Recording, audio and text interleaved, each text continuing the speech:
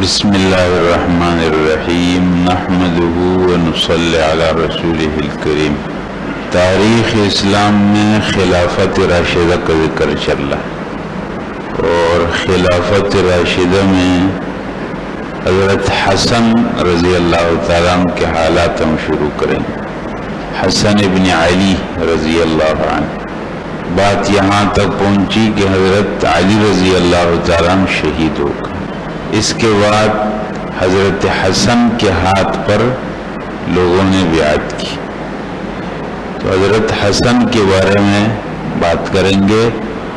حضرت حسن رضی اللہ تعالیٰ عنہ کی زندگی بھی دو حصوں میں تقسیم، ایک ولادت تا خلافت اور ایک خلافت تا وفات۔ دیکھیں دو باتیں ہیں، ایک تو ان کا نام، نسب، ان کی اولاد، بیویاں، اور ایک ان کے حالات۔ نام و نسب دیکھیں، ایک ہے ان کا نام کیا ہے، کنیت کیا ہے، لقب کیا ہے، اور پھر ان کی بیویوں کے بارے میں، پھر ان کی اولاد کے بارے میں۔ ان کا نام پورا یوں بنتا ہے ابو محمد سید حسن۔ ابو محمد ان کی کنیت ہے، ان کے ایک بیٹے کا نام محمد ہے، تو اسی کی طرف نسبت کر کے ابو محمد کہتے ہیں۔ ان کا لقب ہے سید، اور یہ لقب ان کو رسول اللہ صلی اللہ علیہ وسلم نے دی۔ آپ نے فرمایا ان ابنی ھذا سید سیصلح اللہ بہ بین الفئتین من المسلمین۔ میرا یہ بیٹا سردار ہے اور اس کے ذریعے اللہ مسلمانوں کی دو جماعتوں کے درمیان جوڑ پیدا کرے۔ تو ان کا لقب ہے سید، نام ہے حسن۔ ان کی جب پیدائش ہوئی تو کہتے ہیں ان کا نام ان کے والد حضرت علی نے حرب رکھا۔ حربن، حربن کا معنی عربی میں ہے لڑائی۔ آپ علیہ السلام تشریف لائے، پوچھا کیا نام رکھا، کہا حرب، فرمایا حرب نہیں، اس کا نام حسن۔ پھر حضرت حسین کی پیدائش پر بھی انہوں نے یہ نام رکھا، آپ نے اس کو بدل کر حسین کیا۔ پھر اس کے بعد تیسرا بچہ پیدا ہوا تو آپ علیہ السلام نے ان کا نام محسن رکھا، محسن۔ تو حسن ان کا نام۔ ان کے والد کا نام تو حضرت علی، والدہ کا نام فاطمۃ الزہرا، آپ علیہ السلام کی بیٹی۔ ان کی پیدائش ہوئی ہے رمضان المبارک سن 3 ہجری میں۔ ٹوٹل عمر ان کی تقریباً 47 سال ہے۔ 3 ہجری میں یہ پیدا ہوئے اور 50 ہجری میں ان کا انتقال ہوا۔ ازواج اولاد میں جانے سے پہلے ان کے تھوڑے حالات مختصر میں بیان کروں۔ یہ پیدا ہوئے تو ان کا نام رکھا گیا حسن، اور ان کے دائیں کان میں اذان اور بائیں کان میں اقامت کہی گئی، جیسے سنت طریقہ ہے۔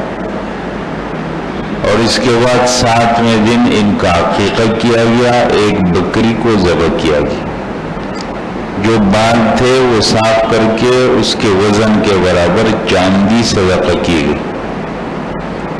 یہ سب سنت طریقے ہیں، کسی بھی گھر کے اندر بچے پیدا ہوں سنت طریقہ ہے، اس کا صحیح نام رکھا جائے، اس کے دائیں کان میں اذان، بائیں میں اقامت کہی جائے، اور اس کا عقیقہ کیا جائے اگر طاقت ہو، اور اس کے بعد پھر ختنہ ہوتا ہے۔ یہ سارے امور جو مسلمانوں کے اس میں چلتے ہیں۔ ان کی بیویاں ہیں یہ ساری، تقریباً 10 تک نامات ہیں۔ ویسے کتابوں میں تو بہت لکھا، یہاں تک لکھا ہے کہ 90 یا اس سے بھی زیادہ، لیکن میں نے آپ کے سامنے بیان کیا، ذرا تاریخ کی کتابوں میں بہت گڑبڑ شامل ہوگی، اور بعض ایسی باتیں ہیں جو بالکل اسلامی اصول کے خلاف ہے یا عقل کے خلاف، تو ان باتوں پر اس طرح فوراً اعتماد نہیں کیا جا سکتا۔ یہ تعداد تو ہے کتابوں میں، اس سے زیادہ کا کوئی نام نہیں ہے۔ بہرحال ہو سکتا ہے کچھ اوپر ہوں گے، یہ نام ہے خولہ فزاریہ جعدہ عائشہ ام اسحاق ام بشیر ہند بنت عبد الرحمن بن ابی بکر ام عبداللہ، اور یہ تین میں ان کے نام نہیں ہے. امرأۃ من بنی ثقیف، بنی ثقیف کی ایک اور بنو عمر کی بنو شیبہ 10. لیکن حضرات یہ ذہن میں رہنا چاہیے کہ ایک وقت میں 10 نہیں ہے. کوئی یہ سمجھے کہ 10 ہو گئی کیسے؟ کیونکہ ایک وقت میں مسلمان کو 4 سے زیادہ کی تو اجازت نہیں. یہ مطلب یہ ہے کہ انہوں نے رکھا پھر ان میں انتقال ہوا یا انہوں نے طلاق دے دی، تو اس اعتبار سے ٹوٹل ان کی زندگی میں یہ ٹوٹل تعداد ہے، اس سے کچھ اوپر بھی. یہ ان کی اولاد ہے. ان کے ایک بیٹے کا نام خود حسن. اب ہمارے معاشرے میں تو اگر کوئی بیٹے پر دادا کا نام بھی رکھ دے تو لوگ اس کو برا سمجھتے ہیں، لیکن عرب میں ایسا نہیں. ان والد کا نام بھی حسن، بیٹے کا نام بھی حسن. اور زید، طلحہ، قاسم، ابو بکر، عبداللہ، یہ 6 بیٹے آپ کے اپنے چچا حضرت حسین کے ساتھ کربلا میں شہید. اور یہ باقی ان کی اولاد عمر، حسین، اسماعیل، یعقوب، محمد، حمزہ، جعفر، عقیل، عبد الرحمن بن حسین. اب ان کے حالات زندگی، رسول اللہ صلی اللہ علیہ وسلم کے دور میں یہ پیدا ہوا اور آپ علیہ السلام کا انتقال ہوا سن 11 میں اور ان کی پیدائش ہوئی سن 3 میں. تو 11 میں سے 3 نکالے جائیں تو باقی 8. گویا آپ علیہ السلام کے انتقال کے وقت ان کی عمر 8 سال تھی اور آپ علیہ السلام ان سے بہت محبت کرتے تھے. آپ علیہ السلام نماز پڑھتے تھے تو یہ آپ علیہ السلام کے کندھوں پر چڑھ جاتے اور آپ علیہ السلام جب سجدے میں جاتے تو یہ اوپر بیٹھ جاتے اور جب آپ سجدے سے اٹھتے تھے تو آہستہ سے ان کو نیچے رکھتے اور نماز کے بعد آپ فارغ ہو کر ان کو اپنی گود میں بٹھاتے اور ان کو چومتے تھے اور فرماتے تھے میرا یہ بیٹا سید ہے اور اللہ اس کے ذریعے مسلمانوں کی 2 جماعتوں کے درمیان صلح اور جوڑ لائیں گے. آپ فرماتے تھے سیدہ شباب اہل الجنہ، حسن اور حسین یہ جنت کے جوانوں کے سردار ہوں. اور آپ علیہ السلام حضرت حسن اور حسین کو کچھ خاص کلمات سے دم کیا کرتے تھے. حضرات یہ بات ہے سمجھنے کی. بہت سے لوگوں کے ساتھ یہ مسائل چلتے ہیں، بچے روتے ہیں اور بچے ماں کا دودھ نہیں پیتے اور مسائل ہو سکتے ہیں ان کے ساتھ طبی، لیکن آپ علیہ السلام حضرت حسن اور حسین کو چند کلمات پڑھ کر دم کرتے تھے اور فرماتے تھے کہ حضرت ابراہیم علیہ السلام انہی کلمات سے اسماعیل علیہ السلام کو دم کرتے تھے. اور وہ کلمات یہ اعوذ بکلمات اللہ التامہ من کل شیطان وہامہ ومن کل عین لامہ. اے اللہ میں آپ کی کامل کلمات کی پناہ میں آتا ہوں ہر شیطان سے اور ہر نقصان دینے والی چیز سے اور ہر ملامت کرنے والی آنکھ سے. نظر لگ جاتی ہے تو اس لیے بچوں کے لیے یہ دعا ہے. کچھ بھی ہو جائے بچوں کے ساتھ یہ کلمات پڑھ کر بچوں کو دم کرنا چاہیے. اعوذ بکلمات اللہ التامہ من کل شیطان وہامہ ومن کل عین لامہ. یہ دور نبوی میں، اس کے بعد دور صدیقی میں. حضرت ابو بکر رضی اللہ تعالیٰ عنہ کے دور میں ان کے بہت عزت کی جاتی تھی. چھوٹے تھے اس وقت میں، اس لیے کہتے ہیں کہ ایک دفعہ حضرت ابو بکر رضی اللہ تعالیٰ عنہ، حضرت علی رضی اللہ تعالیٰ، یہ دونوں نکلے تو حضرت حسن رضی اللہ تعالیٰ عنہ راستے میں کھیل رہے تھے. حضرت ابو بکر رضی اللہ تعالیٰ عنہ نے ان کو اٹھا لیا، اپنے کندھے پر بٹھا اور فرمایا کہ ابی هذا شبیہ بالنبی ولیس شبیہا بعلی، یہ نبی کے ساتھ مشابہ ہے، علی کے ساتھ مشابہ نہیں۔ علی رضی اللہ تعالیٰ ہنس رہے تھے، اس لیے یہ کہا جاتا ہے کہ حضرت حسن رضی اللہ تعالیٰ کی نبی کریم علیہ السلام کے ساتھ بہت زیادہ مشابہت تھی۔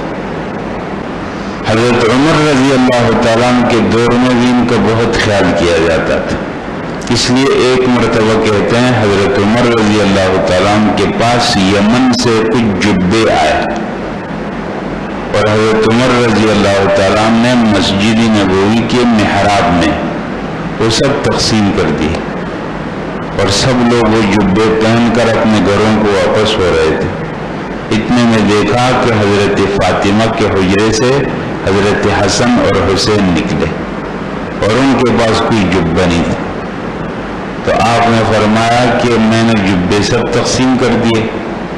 یمن کے والی کو خط لکھا کہ حسن اور حسین کے لیے خاص طور پر 2 جبے بھیج دو، اور پھر انہوں نے وہ جبے بھیجے اور ان کو پہنا تھی۔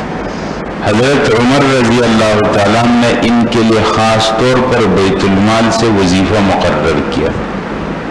ایک دفعہ حضرت حسن رضی اللہ تعالیٰ کو حضرت عمر نے یہ فرمایا کہ حسن تم ہمارے پاس نہیں آتے، آیا کرو۔ تو حضرت حسن رضی اللہ تعالیٰ ایک مرتبہ آئے تو حضرت عمر رضی اللہ تعالیٰ حضرت معاویہ کے ساتھ کسی مشورے میں بیٹھے ہوئے، دروازے پر حضرت ابن عمر رضی اللہ عنہ، انہوں نے بتایا کہ وہ مصروف ہے، کوئی مشورہ، تو حضرت حسن واپس ہو۔ بعد میں حضرت عمر نے کہا کہ آپ آئے نہیں، انہوں نے کہا میں آیا تھا لیکن ابن عمر نے مجھے اجازت نہیں دی۔ کہا ابن عمر سے آپ اجازت لیں گے؟ ابن عمر آپ سے اجازت لیتے، آپ نہیں اجازت لیں گے اس کے بعد حضرت عثمان رضی اللہ تعالیٰ کے دور میں تو یہ بڑے ہو گئے تھے، اس لیے مختلف موقعوں پر خصوصاً افریقہ کا یہ فتح ہو رہا تھا اور حضرت عثمان رضی اللہ تعالیٰ نے خاص مقدس اور اکابر لوگوں کی ایک جماعت افریقہ کی طرف بھیجی، تو اس میں حضرت حسن رضی اللہ تعالیٰ تھے۔ اور جب حضرت عثمان رضی اللہ تعالیٰ کے آخری زمانے میں وہ فتنہ پیدا ہوا اور ان کے گھر کا محاصرہ ہوا، تو ان کی حفاظت میں جو لوگ کھڑے تھے اس میں حضرت حسن تھے۔ اور جب وہ آخر میں وہ فتنہ بہت زور پر ہوا اور حضرت عثمان پر حملے شروع ہوئے، تو اس موقع پر حضرت عثمان نے ان سے کہا کہ آپ جائیں گھر، آپ کو کوئی تکلیف نہ پہنچے، لیکن یہ رہے اپنے والد کے حکم پر۔